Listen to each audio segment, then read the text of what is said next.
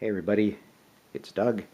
Welcome back to yet another board game channel where we will be starting yet another board game playthrough, and we are going to give this thing a go. Discover Lands Unknown, brand new game by Fantasy Flight Games. It's an exploration and survival game. You can do up to 4 players, but you can play it solo.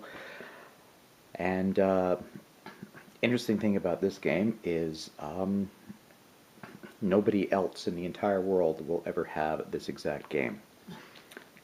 You probably all all heard about it at this point, but yeah, every game unique. Each copy of this game has different components. I mean, yes, the opponents that exist are in multiple copies of the game, but each one is a little bit different. So the game you experience can never be experienced by anybody else in the world who owns this game.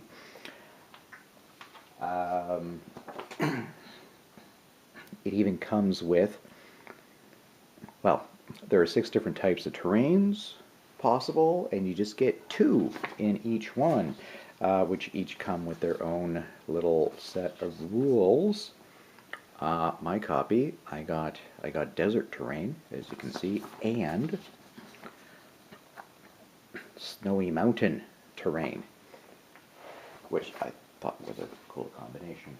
Those both look interesting.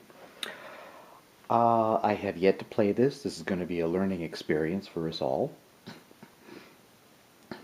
I'm not going to go over all the rules right here, right now. We'll just cover stuff as it comes up. And hopefully I remember it all.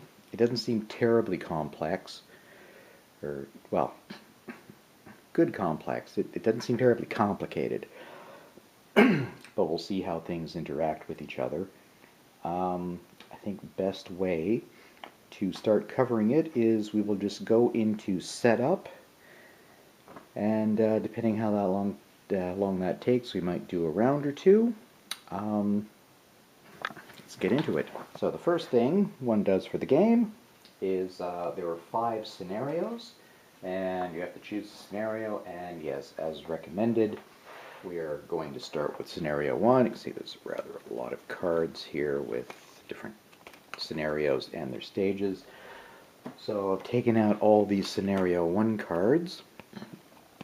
We're going to do, well, we'll read this after. We'll just show this now to show, yeah, scenario 1 stage 1, and the other one will have scenario 1 stage 2. I think it's a little shorter than the other ones, probably because we're just learning it.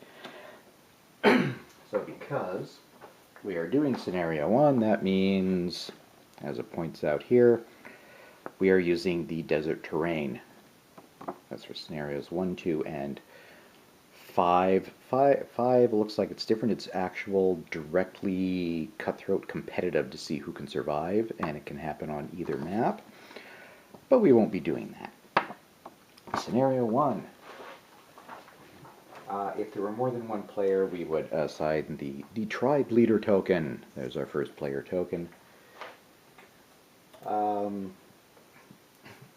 After that, we create what's called a night deck. These are a combination of good and bad things that happen after you've done all your day actions. I'm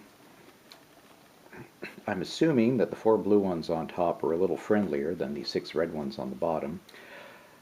Once the blue ones are done, like when you get through the entire deck, you don't go back and redo the blue. You just shuffle and keep on with the red ones over and over. Next thing to do would be to set up your terrain components. So we've set up the desert map as indicated in the rules. So we've set that up. We put a little compass up at the top there, and that's going to be our start space. We've got a campfire there, and you go through and you choose all the components as mentioned here. So yeah, there's all the map tiles. These are nicely color-coded to go with the desert, so we put aside all the tokens that will appear on the board.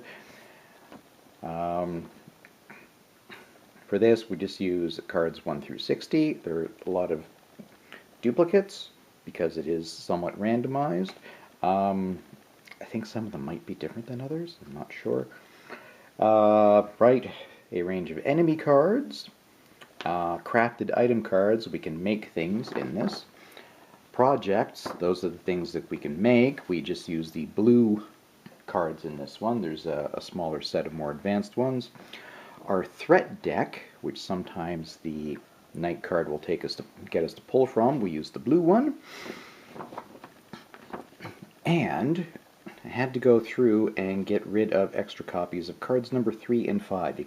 They only want one of those, no matter what. While we're here, we might as well read our flavor text for the desert. The light stabs through your eyelids like a burning lance. You pull yourself awake, brushing sand off your everything as you stare blindly into burning gold. After a while, your vision finally clears, and you see what seems an endless sea of dunes under a bright blue sky. The stark and blasted remains of trees and other plants cling to patches of clay-like soil, shimmering in the heat. What might be the remains of buildings or just spurs of rock lie half buried here and there in the sand. Whatever this place is now, you feel that it was once the home to a mighty civilization. But where are you? How did you get here? You search your memory and find nothing more illuminating than the endless dunes. You're already sweating as the sun climbs up towards its zenith. Things promise to get much worse if you can't find water soon. After that, clearly you'll need to find some way to escape the desert, but how will you even determine where you are, let alone how to find safety? So yeah, we've got a bit of an ontological mystery. We wake up, we don't know how the heck we got here. But there we are. Right. So all the terrain components, the numbered cards, these 3 here, we keep in numerical order. We only grab them when we're told to grab certain numbers, so we don't randomize those at all. We've shuffled our project deck and our threat deck, and we put the tokens aside. There's piles of them off camera over there. And a lot of common tokens. There are a lot of different resources. We'll go over those as we find them. Things that will let us place fire elsewhere. All kinds of stuff that will become obvious as we go. Then, at this point, we would officially build the map. We've already done it. You can see the tiles have different numbers on them. We shuffle each number and then put them where indicated.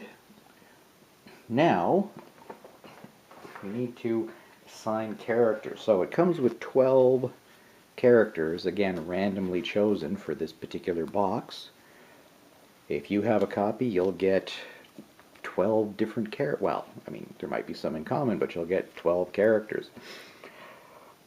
Playing solo, normally if there's more than one player, you get 2 or 3, depending on the number. You get to choose one.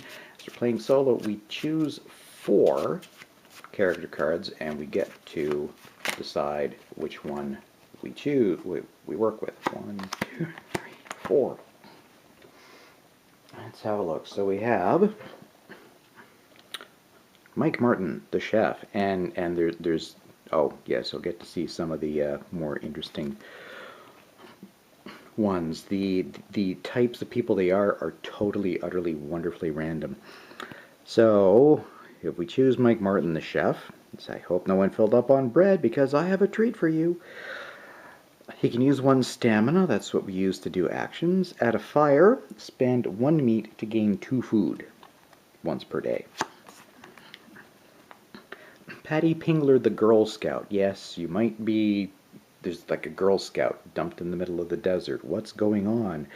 You may perform restart fire actions without spending wood, because she's a Girl Scout. She can also spend 5 stamina to spend 1 wood to place a fire token in her space. I have a merit badge for that. Helen Foster, Head of Surgery. Spend 3 stamina, choose yourself or another survivor, not an issue, in your space and roll a die. On an 8 through 12, it comes with 2 12-sided dice. Heal 1 of that type of damage from that survivor. On a 1, the survivor suffers 1 of a different type of damage. I'll remind myself what the icons mean in a minute. If you choose yourself, you suffer damage on a 1 or 2 instead, and again, you can only do that once a day. Now, I should remind you that the procedure does carry some risk. And finally, you can be Sasha Petrenko. She seems to be a bouncer. I wasn't asking you, I was telling you. During combat, you may spend poison, salvage, stone, or wood as if it were another resource type. You can spend resources in combat to re-roll or do extra damage. That sort of thing. And it looks like for Sasha it's interchangeable. So, gotta decide who I want to use. Taking it over, I think I'm gonna go with Mike, the chef, because food can help heal you in certain circumstances, so that normally you can turn 1 meat into 1 food, but you can turn it into 2. So that sounds like a good thing. So yeah, again, haven't ever played this, so I don't know what the best choice is. We're gonna go with Mike. He seems like a good choice. All right. Then, right, we set up the survivor. So here we go. Because we're playing solo, we are going to get the maximum 12 stamina to start with. We spend the stamina to do a variety of actions. If we were playing with more characters, everybody would get a little bit less. And here, yes, this is how you die and lose. There are 4 different types of injuries. There's like dehydration, starvation, what's that? Illness or sickness of some kind, and then some kind of critical injury. When you get one of those happen to you, you just move this to indicate, oh, I'm suffering from starvation. Once, so let's say you've got 3, they can be the same or they can be totally different. If all 3 of these are anywhere but the heart, and you suffer a 4th type of damage, you lose. You're out of the game. If it were multiplayer, others could keep going to see if they can succeed. As we're playing solo, that will be the end of the game.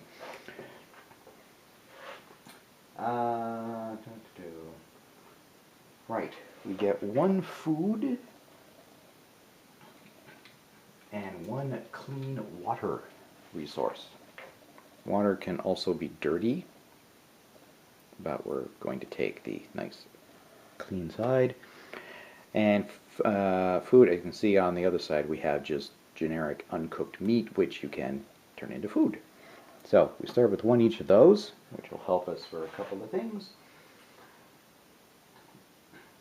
At this point, there are some cards that we would take based on our color, that would allow us to assist each other, but we're playing solo, so those don't come into it at all. Next, we get a number of cards from the project deck. Let me see, I am playing 1 player, so we're going to get 3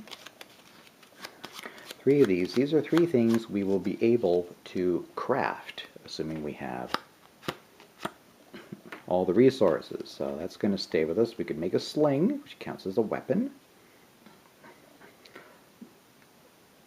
So, yes, we'd have to spend a pelt to get item 89, which will be the sling. Backpack, oh, container. I think that means we'd be able to carry more things. You can only carry 10 total things. That's either items or resources. So this counts as two items. The sling would count as yet another, and oh, wooden shield for defense. That would be nice. You spend 2 wood to get item 92. So yeah, the backpack I expect means we'd be able to carry a little more stuff. So we're just gonna put those in Mike's play area, and we'll see if we can get those built. Then we place our little dude here. That's where we start. Let's have a look at our scenario to see what it is we're trying to accomplish. I don't really know. And then we'll do at least one round, maybe a couple. Genesis, July 1975. Carefully searching your new campsite, you find a letter pinned to a nearby tree, just waiting for you to find and read it. How much longer can I survive in this forsaken land? I have a plan for escape. Taking my supplies and heading out tomorrow. Emmanuel Dixon. There's someone else here, and he has a plan for escape. The letter is dated only 2 days ago. Well, as far as we know, we don't know how we got here. If you hurry, you may be able to find Dixon and escape with him. So after Survivor investigates landmark number 4, advance to stage 2. So I have absolutely no idea where landmark number 4 is. I don't even know what number tile it's under because I glanced at the tiles, but I certainly didn't memorize where everything was. So, I will take a moment to think about what we might do, and we'll get a turn done. Okay, not actually much thinking I can do because I'm not going to be able to make any decisions until we uncover some of the map. So we're going to start spending stamina on actions. The actions you can do, spend stamina on. Card action, like for example, on there. And other cards will have it. You can use it to cook meat.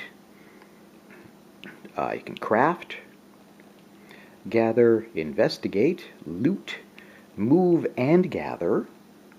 When you move one space, it lets you gather automatically, assuming there's anything to gather. Recover, so sort of take a little break, get better.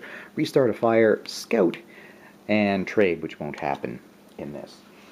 Now, when we move, it's 1 stamina per space, normally. However, I forgot to point this out on our reference sheet for the desert. This shows how much stamina it costs to move through different types of terrain. So 1 if you're going through sand or grass, 2 through a dune, and 3 stamina to move onto a mountain space.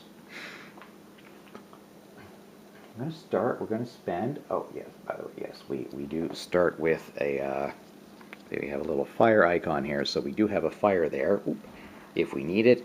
If the fire ever goes out, for whatever reason, we flip it over, and then we put it back again.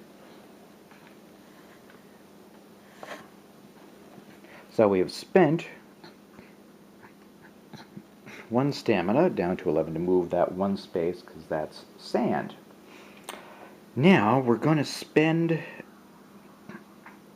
1 more, down to 10, to scout, and that lets you turn over or expose a map tile that you are directly adjacent to. Wouldn't be able to do it from here, but I can do it from here. So we're adjacent to a couple. Let's do 1 first, and we'll flip it over. Now that means we're going to put a little exploration token there. You can tell it's for potentially food. So we have, there's only a few of them, but we have a bunch of tiles for each type of possible discovery. So we just draw one of these at random and put it there. And we can go over there investigate that. We flip it over and see what happens. I'm going to spend one more stamina right now to, as we are adjacent to two of them, let's go ahead and flip over another one. Okay, so this one has potential critters right there.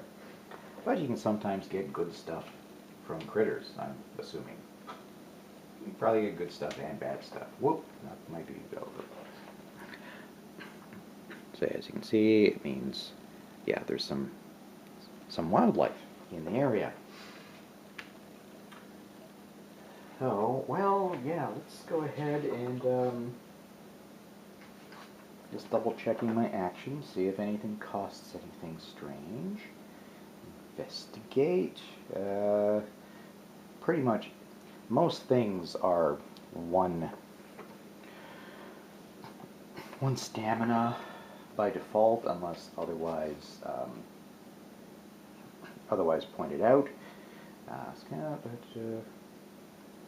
Investigate. All right. Well, that would be gathering, turning that over and seeing what it is. I believe. Yes, that's correct. So we're going to. So we might as well do some exploring. Going to spend one to move into more sand.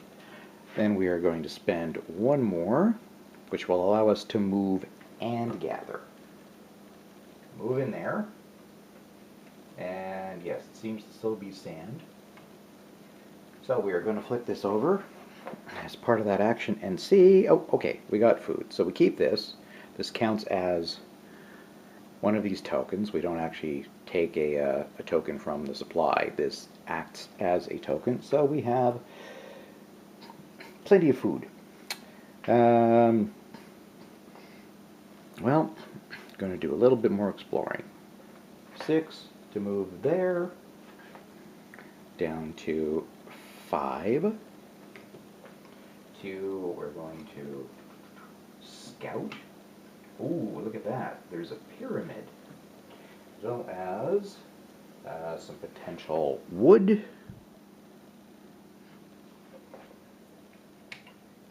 And another beastie of some sort.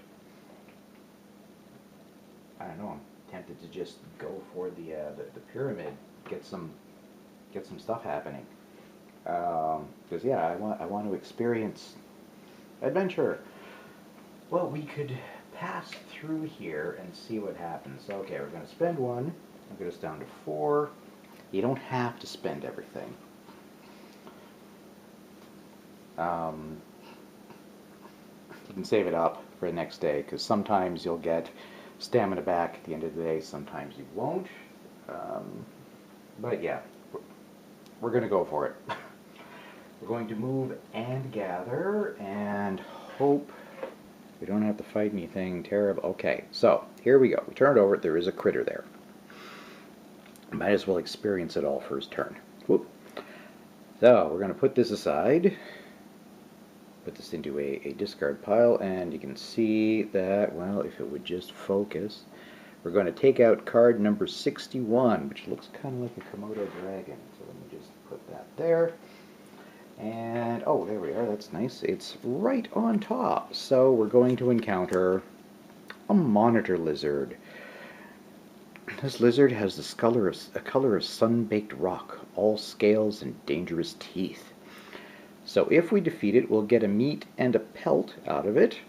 It's only got 1 strength, or like one hit point, basically.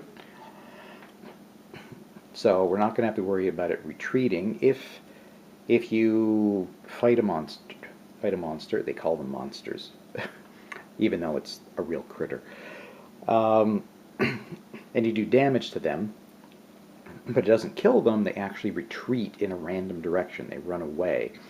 As it is, if we hit it, we're just going to kill it. So, let me get the dice, and we will see how combat works. Now, before we do this, I should point out, we don't actually put this into a discard pile yet. It stays on that space, obviously, until we defeat the thing. So, came with 2 dice. This is our die, and that is the monster's die. So what we do is we roll them both. We're actually, this one isn't too hard, fortunately. So we could use resources to re-roll at this point. I don't have any of the correct resources anyway. A wood lets you re-roll our die. Stone lets you re-roll the enemy die. A poison will let you add 1 to our die, and salvage will let us subtract 1 from the enemy die. So we look at we start with ours. We rolled an 8. If we roll equal to or greater than the enemy's defense value, which in this case is 7, we do in fact do 1 damage to it. So we put a token on there. We're not going to bother because it's going to kill it. The attack is simultaneous, so we still have to see if it hits us. If the red die is equal to or greater than the monitor lizard's attack value, we take physical damage. However, it's a 12, so the monitor lizard is not a fearsome foe, as it turns out. It's very unlikely it'll hit you. So we have defeated it. It did not hurt us, so we are going to take 1 meat and 1 pelt. I'm going to just put that back on the numerical pile.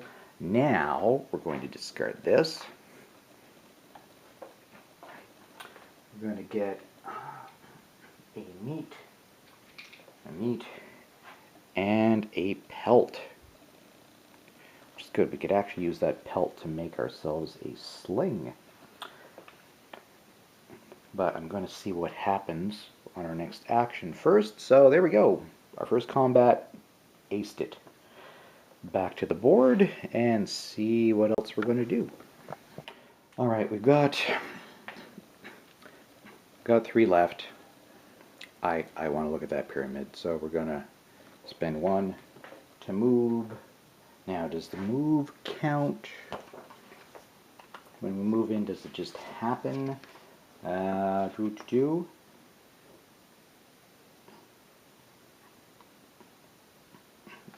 it looks like it's going to take another action. So it's 1 action to get in there, or 1 stamina, and then we're going to spend, at least this doesn't kill us. It's just, we're fine. We can spend it all every time without worrying. And we are going to investigate it. As you can see, it says 20, well, maybe you can see. I'm not sure how well zoomed in I am.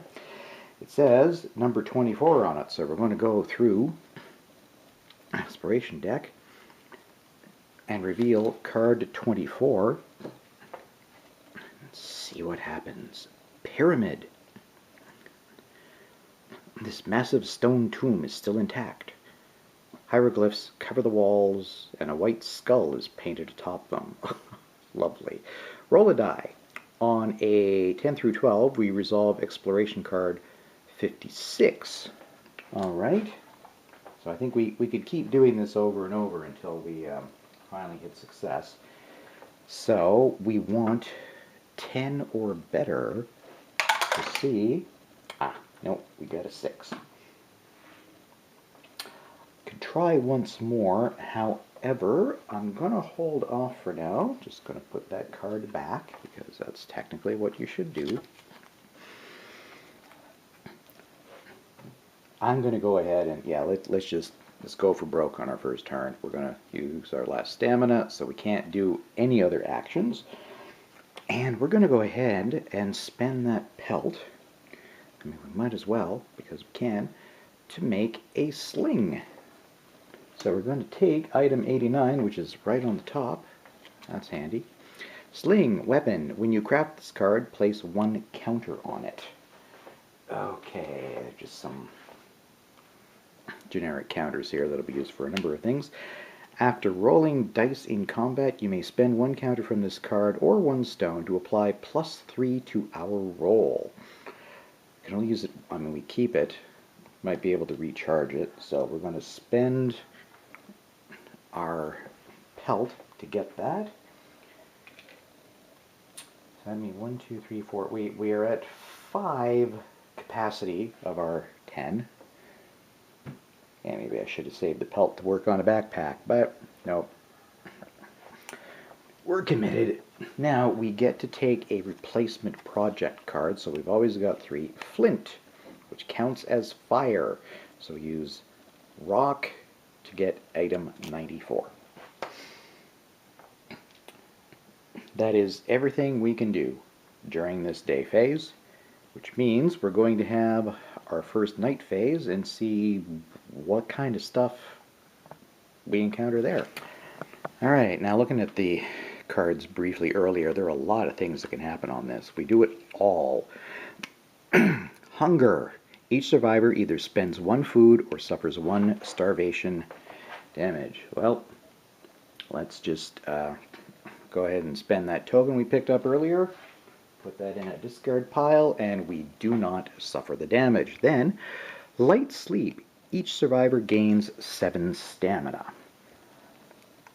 So yeah, I think we probably get stamina back almost every night, but it depends on how well we sleep. And then, eventful night. Ooh, each survivor not at a fire, which we are not, draws a threat card. Ooh boy. We're going to get full experience this turn. Mushroom patch. Oh, okay. The patch of mushrooms glow with a soft blue light. Something makes you pluck one and eat it. Mike, no, don't do that. We're going to roll a die, and we're either going to lose 5 stamina or resolve encounter card 9, which I suspect will be bad. Alright. So we're probably going to lose a lot of stamina here. Yep. We rolled an 8. So, that sucks. 1, 2, 3, 4, 5, leaving us at 2 stamina. I think we're going to have a little nap tomorrow during the day so we can actually do some stuff. Alright, well, that's it for one full round. We got to see a little bit of everything, which is nice. So yeah, this game strikes me as being terribly interesting. I don't know why I'm just kind of drawn to it. The fact that it's my game and nobody else's. Nobody else can have this anywhere in the world is kind of special. But yeah, we'll see what we get up to next time. If we can find, we really need landmark number 4. Wish I knew what number tile that was under. I'm just going to have to keep poking around. So, thanks very much for watching. Thanks for subscribing to the channel and liking the videos, both on YouTube and Board Game Geek. I appreciate it. And we will see you next time for yet another round of Discover Lands Unknown. So long.